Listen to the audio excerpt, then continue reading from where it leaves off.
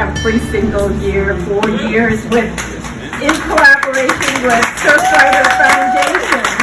We're so excited about it. So as we prepare to do this, I want to thank again Surfrider for all of their support. All of you for understanding the environmental impact that this man-made trash and garbage and blah, blah, blah is serious stuff. And it is serious. We even have a scientist here to talk about how serious it is. Not an artist, a scientist, a real scientist. Our judge this year is Berg, and he is the scientist for Surfrider. We thank Emma Chichi, one of our artists. She wanted, in not a lot of spare time, to make clay for this evening so that we weren't buying them and we weren't throwing away clamshell boxes. Aloha. Let's see. Make sure this is long enough. Okay. So, my name is Dr. Carol Berg. I'm a marine biologist, scientist. I've been living on Kauai, fortunately, for 32 years, and have been involved in environmental issues, water quality issues, and also marine debris forever. And I came here having grown up on the East Coast and loved and did all my research on the East Coast and World Oceans because Kauai was such a beautiful place, we all know, and the aloha spirit. And when I got here, I said, well, it's not as clean as I originally thought. I went and worked for the health department for a little bit and found out how polluted our rivers and streams were. And I went, oh, okay. So I worked with them as long as I could, take it.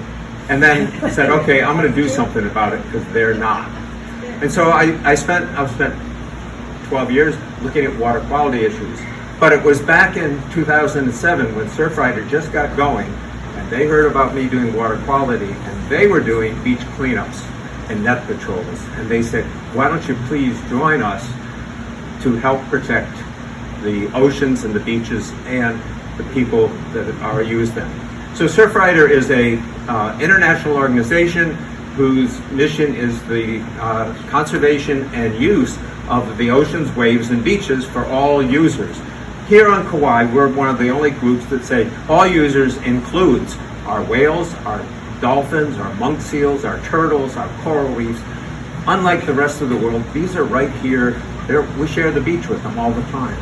And so I've really taken it to heart that we need to protect these animals and get involved. So we have a hardcore group that goes out, sometimes as a group, but also individuals, and all of you are welcome to join, to go out and clean up the beaches and then just let us know how much you got so we can tell the granting agencies and other people how wonderful we are at keeping the beaches clean. From the past 5 years or so, we've been collecting about 10,000 pounds a month. That's a huge amount. We're collecting more than any other surf chapter in the world. We're collecting more than any other environmental group in the state of Hawaii put together. All of them put together don't get as much as we get off. Because, and it's not because there's that much more, it's because we have so many dedicated people who like to go walk the beaches and will clean it up and put it aside. But also, it's our net patrol. So if you see something, a big net or buoy or something on the beach, call our emergency line and we'll get somebody out there to get it off before it washes out or before it entangles the ocean. What we've been finding though, is that in the past few years, we've been getting less and less and less. Instead of 10,000 pounds a month, we've been getting maybe 5,000 pounds a month. And it's not because we're cleaning up the beaches so well, because the stuff is floating in because people are dumping the stuff in the ocean all the time. And it's not because of COVID, because they're still out there fishing, they're still out there dumping stuff in the ocean. We couldn't figure out what was going on there. And so we got involved with doctors John Hafner and Nikolai Maximenko, who are oceanographers at UH, and they said, look, we know how to trace the ocean going around, and you've seen this decrease. Why don't we model it, computer model it? And what we've found is the Great Garbage Patch has moved. Now, most of you heard about the Great Garbage Patch. It's really a misnomer. I've sailed through it. You don't see very much different, but there's a lot of crap in that, plastic in that water. And so the thing spins around, and when it comes down here, it spins it all out to Hawaii. I can't do it in reverse. I'm not that spiritually oriented. So it spins it out onto Hawaii shores, and that's why we're getting so much. But what's happened is the garbage patch has been moving north. And so now when it spins around, it's not hitting Hawaii, Oahu, Kauai. It's going to be hitting maybe the Northwest Hawaiian Islands, but maybe even further north. So we're getting less, but it's not that there's less out there. Yeah. We collecting 10,000 pounds a year, we're fed up with just being beach garbage cleaners. We really like the fact that we can partner with Kauai Society of Artists to get that stuff and show people how much is out there and bring awareness to it. The amount that is used here is not that much, but we are trying to get rid of it as quickly as we can. Now, all the stuff coming up, we want to know where it's coming from so we can stop it coming. And most of our marine debris is nets and ropes and stuff like that. Most of it, but not all of it. Yeah, about 3/4 of it or more. This is the mouth entrance of a trap for eels, marine eels on the west coast, but also off of Korea. So you put this on a bucket or a tube, the eel swims around, goes in, and it can't come out again. But if they break a little bit, the fishermen throw them overboard. They also get lost. And these things float around the ocean in the garbage patch, and they float like this, float all around in the garbage patch, and end up on our shores. And everybody has seen them for the past 20 years or more. So I want to know how many did we have and what can we do about it. And so we've been working with groups on all the islands, and we found that last year we collected over 7,500 of these things off the beaches. And that's not all of them, because working on Olave and Lanai, we just didn't have enough time to get everything off the beach. Surfrider here and our volunteers who walk the beaches every day, we're pulling in about maybe 50 a month on our east side alone, net patrol. So we're getting hundreds of these things, and it's the same thing happening on all the islands. So why are we concerned about this? Was that in the Hawaiian Islands, we have monk seals. This isn't a monk seal, it's the best we could do. We have monk seals, and the baby monk seals that are being born right now, there's been 5 on Oahu, none on Kauai yet, at least not yesterday. The baby monk seals nurse and play for about 6 weeks, 7 weeks on the beaches, and they have to learn how to forage. And when they're out there, they're picking up everything that they can and trying to see, is this edible or not? Is this something to play with? We don't have much to play with on our beaches. They find, floating in the ocean, they find this thing. Oh, that's interesting. And they bite it and they turn it around. And then, I don't know how they do it, then they get it stuck on their nose. And when they get it stuck on their nose, they have big bristles or whiskers, and it doesn't come off. If it doesn't come off, you can see here, if it doesn't come off, they can't open their mouth. If they can't open their mouth, they can't wean with mom. They can't fish for sea cucumbers or fish. They get weaker and weaker, and probably a shark gobbles them up when they're real weak. So we've heard from NOAA that at least 15 of these baby monk seals have been found and rescued in the past 20 years, but they're not up there on the northwest coast. So we're trying this whole program here, hagfish traps. Have you seen one of these things? When you're walking the beaches, please pick those up. If you pick it up and throw it away, a monk seal baby is not going to get killed, right? Plain and simple.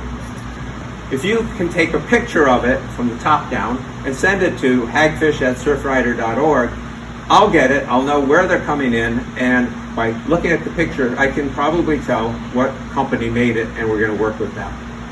So we're really asking everybody, not only in Hawaii, but on the whole west coast of the United States, and up in Canada, and in Japan, and in Korea, to pick the things up, get them out of the ocean.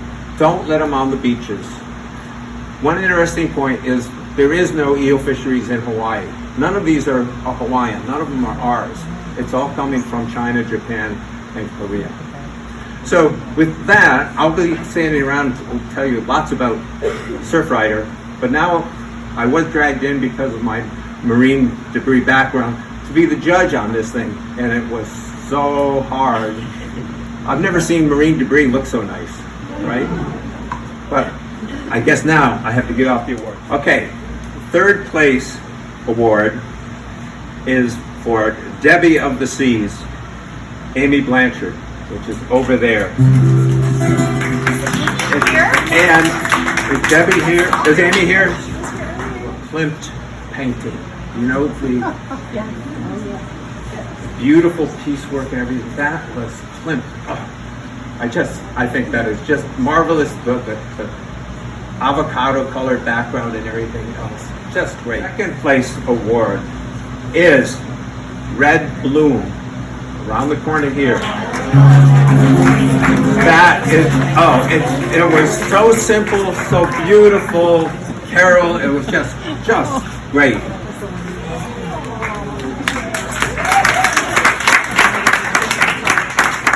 To me, it looked like a protea or maybe a ohia blossom, or whatever it was. And she had the other one nearby, but that just stood out.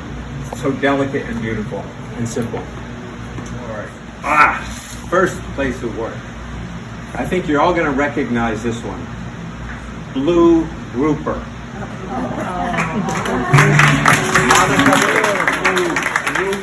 All over the world. I saw that. I knew immediately what it was. This beautiful blue grouper. I love it. I hope somebody buys it and puts it up prominently.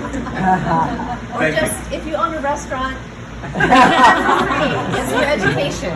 Monica, could you say a word or two? Because Monica's one of the leading forces that got KSA involved with this show. So please come and just say a few things about your heart and about Surfrider. Well, the ocean, has always been like really, really, really important to me. It's pretty much the only thing that makes me feel at peace. And so I just have a long history of, connecting with the ocean. And when I discovered Abigail and when I discovered marine debris and doing this with art, it's very meaningful work to me. And I just really want to, I love making the art, but it's really to educate people about plastic and what we're doing to our environment, and just trying to capture people's attention and hope they appreciate what we're doing as much as I do. So thank you for noticing. Outstanding Achievement Award that we're giving out today. This just totally grabbed me when I first looked at it. I said, oh, that's amazing. Look at the detail. Look, this is so much fun. I couldn't get the smile off my face. And then I went up and looked at it. The winner of this award is Lydgate, The Man of Mystery by Wynne Thomas. You gotta take a look at it. It's over there. It even has the little story that goes with it, so you know what it's all about. Oh my gosh, you dressed for the occasion. Look at her dress in the way. No, thank you very much. So, having lived here a short time, 3.5 years, I entered first year, won second prize. I was shocked. I was just so grateful to be accepted into a community where I could show my art on a wall. That's all I've ever wanted. But this place, Kauai, is amazing. What Surfrider does is amazing. KSA is amazing. You guys push me to be more creative. So thank you for that, definitely. I am so shocked. Thank you.